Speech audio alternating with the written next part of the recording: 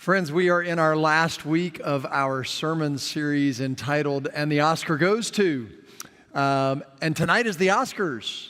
Who's planning on watching? Anybody out there? Yeah, I got a few folks that are Oscars fans going to be watching.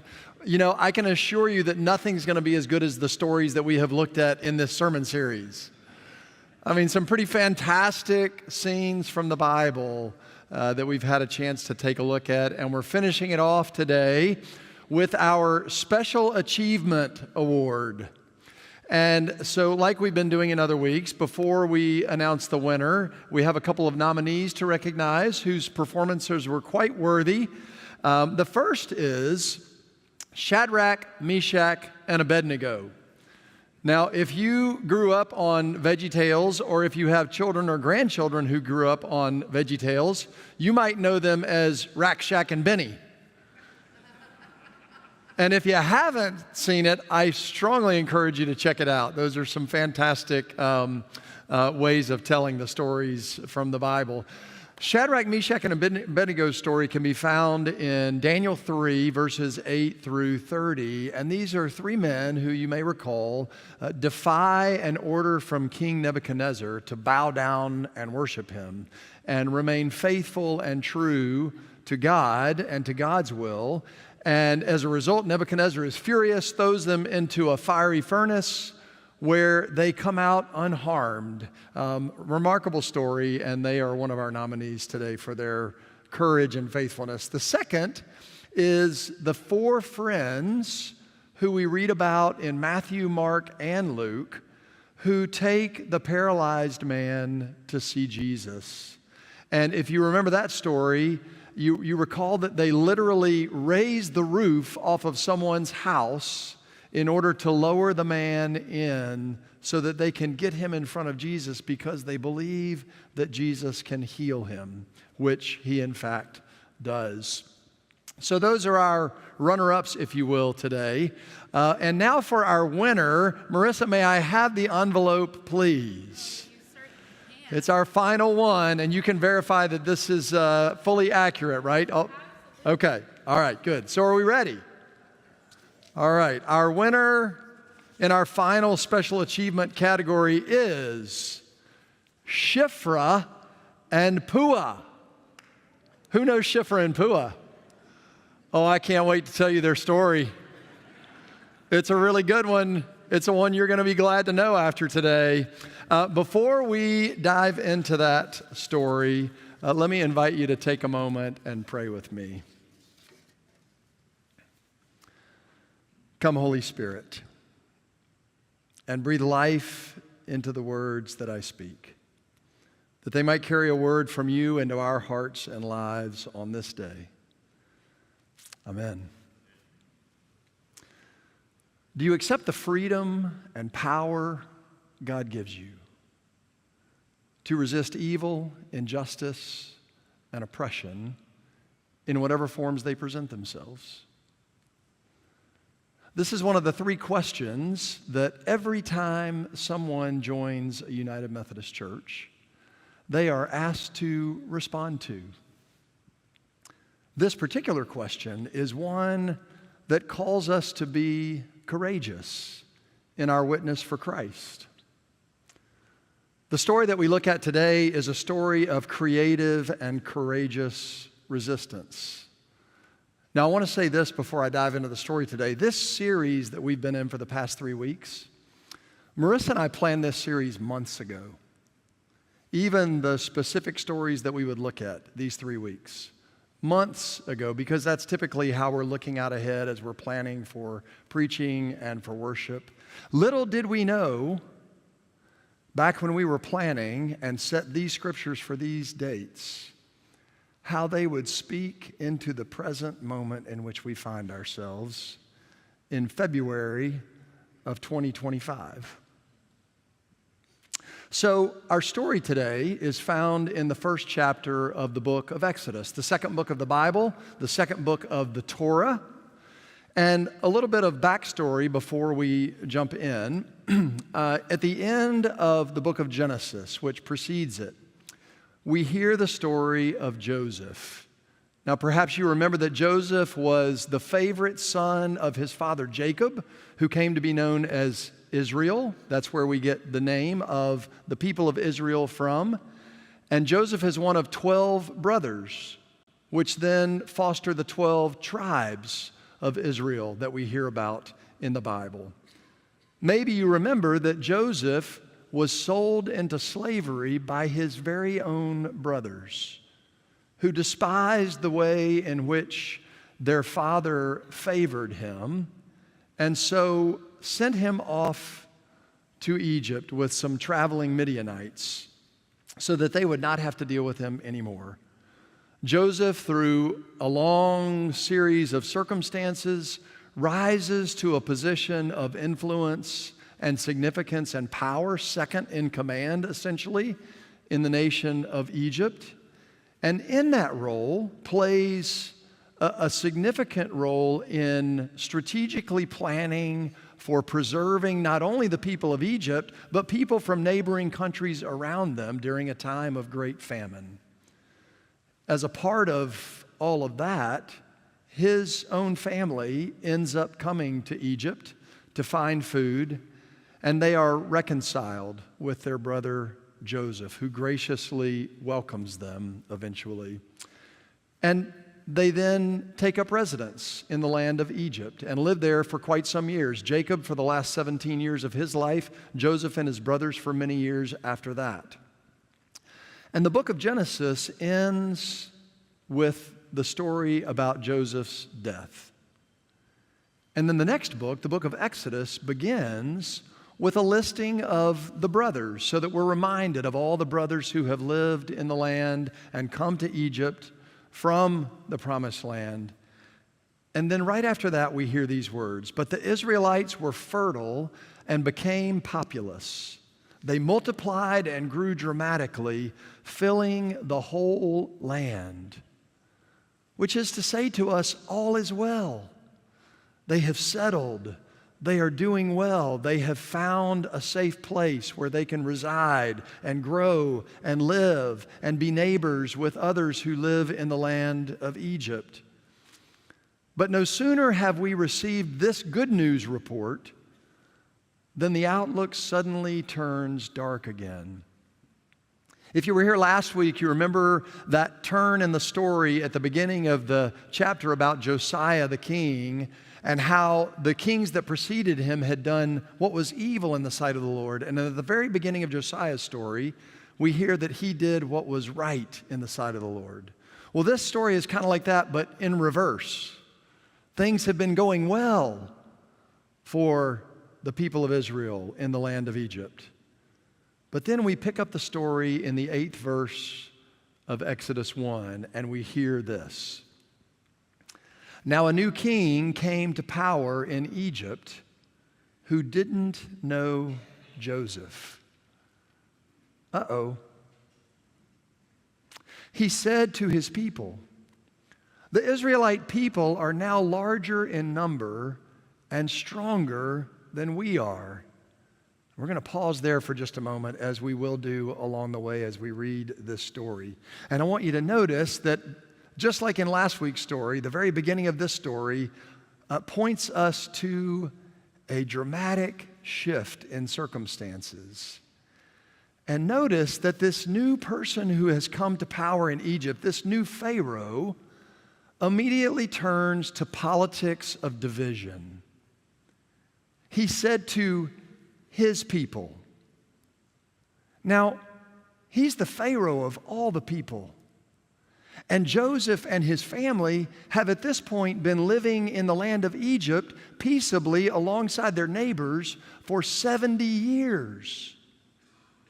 But the Pharaoh says to his people something about those other people. You see, he immediately others the Israelites. "Come on, let's be smart and deal with them," he says. "Otherwise, they will only grow in number.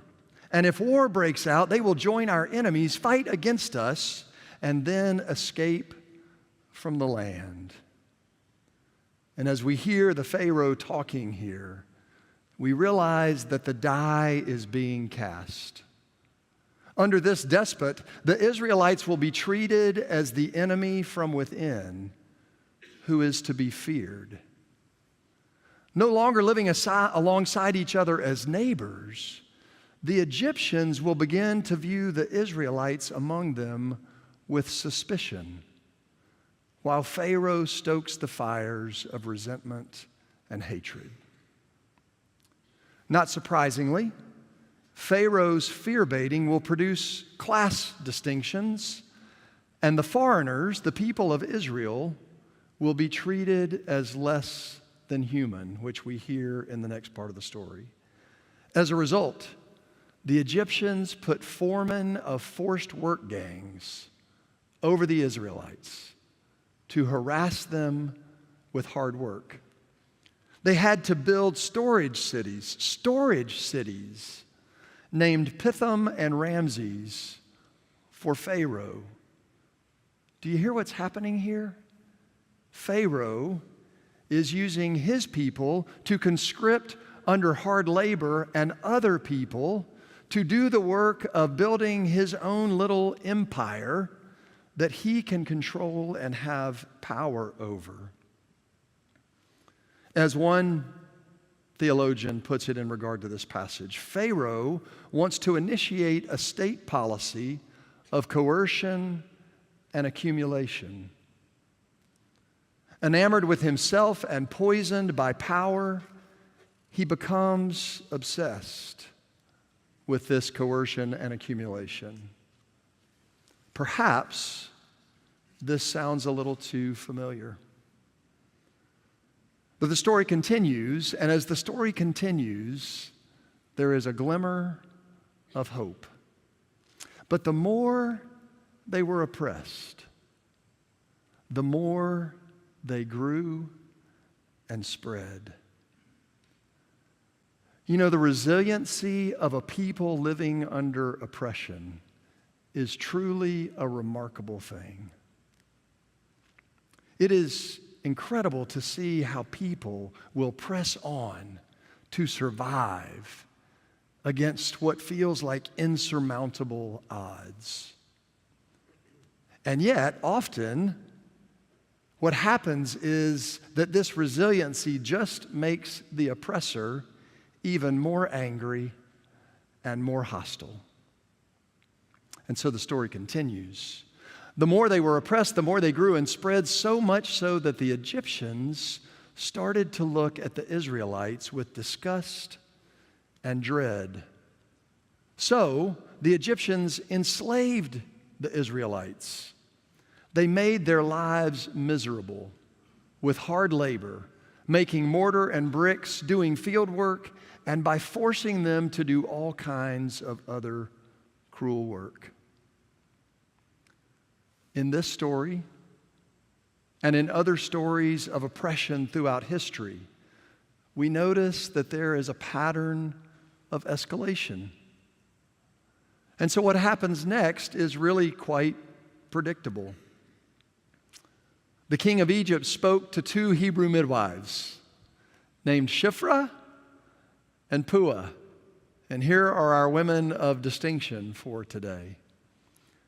When you are helping the Hebrew women give birth and you see the baby being born, if it's a boy, kill him.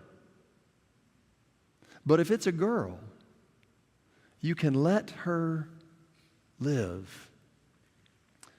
Now, on a humanitarian level, Pharaoh's new order is both a disaster and an outrage. But it also makes no sense on a practical level either. Remember that he has now created this forced labor pool of people who can build his empire, but if he kills off all the baby boys, then he loses that pool of labor. As one commentator notes about these verses, the new policy of Pharaoh is indeed irrational, suggesting that fear and rage have produced a deep insanity in imperial policy. But just when we think things couldn't get any worse, we are reminded that the resiliency of a people living under oppression is a remarkable thing. And so we hear this. Now the two midwives respected God, so they didn't obey the Egyptian king's order. Instead, they let the baby boys live. The two midwives respected God. Shiphrah and Puah resist. And their resistance is based on their respect, their love for God. And so for the sake of the children that God has created, they cannot possibly follow Pharaoh's order. Terence Fretham says this, that the preservation of the lives of these babies takes priority over the murderous edict of a very important and powerful person, even at the risk of their own lives. So, the king of Egypt called the two midwives and said to them, "Why are you doing this? Why are you letting the baby boys live?" The two midwives said to Pharaoh, and get this, because Hebrew women aren't like Egyptian women. They are much stronger and give birth before any midwives can get to them.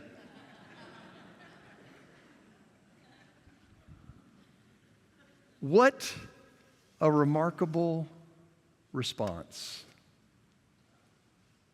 Shiphrah and Puah are fearless and creative and will not buckle under Pharaoh's intimidation tactics. And because of them, a new generation survives. And so then the story ends this way. So God treated the midwives well. And the people kept on multiplying and became very strong. And because the midwives respected God, God gave them households of their own. In his commentary on Exodus, Jewish theologian Nahum Sarna says this, the midwives are faced with an irreconcilable conflict between obedience to the sovereign's depraved law and allegiance to the higher moral law of God. Throughout history, there have been times when people have faced this irreconcilable conflict and have summoned the courage to respond to the higher law.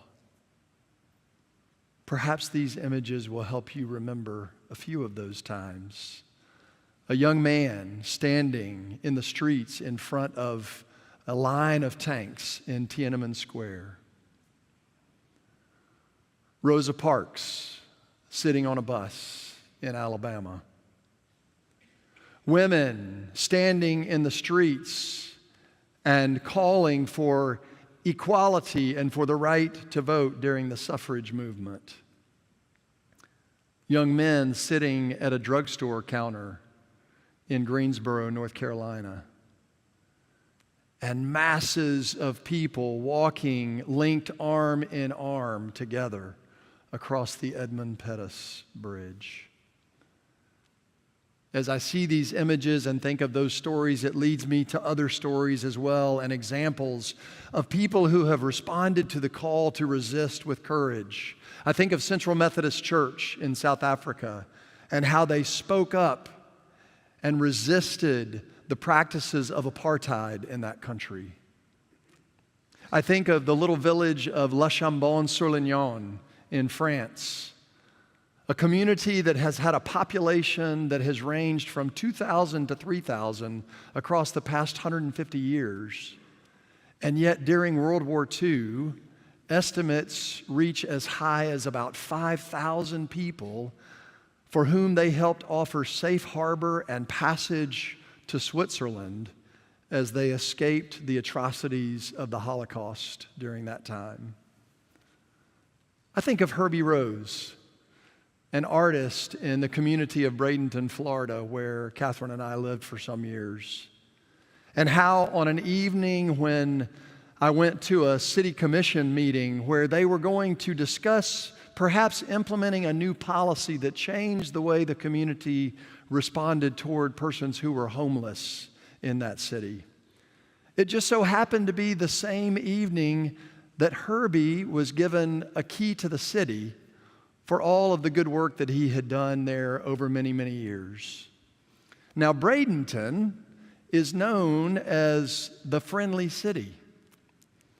And when Herbie was presented with his key near the beginning of that meeting, he stood up and in his acceptance said, "You know, I am so glad to be a citizen of the friendly city, where I know we are pleased to be able to come together tonight and make sure that we continue to be friendly to all the people who live among us." It was a moment of creative resistance. This morning, I'm thinking about you and about me and of how we might be called to resist in the time in which we live. Do you accept the freedom and power God gives you to resist evil, injustice, and oppression in whatever forms they present themselves? Freedom and power, two God-given ways of being in the world. Sometimes it may not feel like we have much of either, but we are always free to make choices and to choose how we respond and how we speak and how we act in any given moment. We have the freedom to do that. And we have the power to speak up, to act, to do what is right. I think of my friend David, who is also a pastor in our Florida conference and one of my covenant brothers, and how several years ago, as he was discerning how to respond to some things that were going on in his own community, a refrain suddenly came to him that equipped him for how to respond. And as we were gathered on one of our retreats, he shared it with us, and he said, "I am powerful." It was not a statement of ego. It was not a statement of privilege. It was not a statement of grandiose position. It was him simply acknowledging that he had agency and there was something that he could do to act in response to what was happening around him. Shifra and Pua were powerful. Rosa Parks was powerful. Those young men who sat at that drugstore counter in Greensboro, North Carolina, were powerful. Peter Story, who was the bishop of the Methodist Church in South Africa, was powerful. The people of the community of Le Chambon-sur-Lignon were powerful in their response. Herbie Rose, as he spoke oh so gently, was powerful. Friends, you are powerful. We are powerful. Say it with me. I am powerful. Say that. I am powerful. Say that again. I am powerful. So, do you accept the freedom and power God gives you to resist evil, injustice, and oppression in whatever forms they present themselves? And if your answer is yes, then for the sake of the children and the grandchildren and the great-grandchildren who will come after us. For God's sake, use that power for good. Amen.